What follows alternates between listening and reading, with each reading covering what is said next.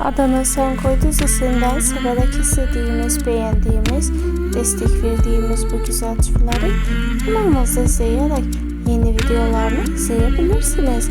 En güzel paylaşımlarla Hazal Subaşı ve Erkan Merici. Buyurun kanalımızda izleyip like edip destek olmayı unutmayın. Sizlere iyi seyirler, hoşça kalın.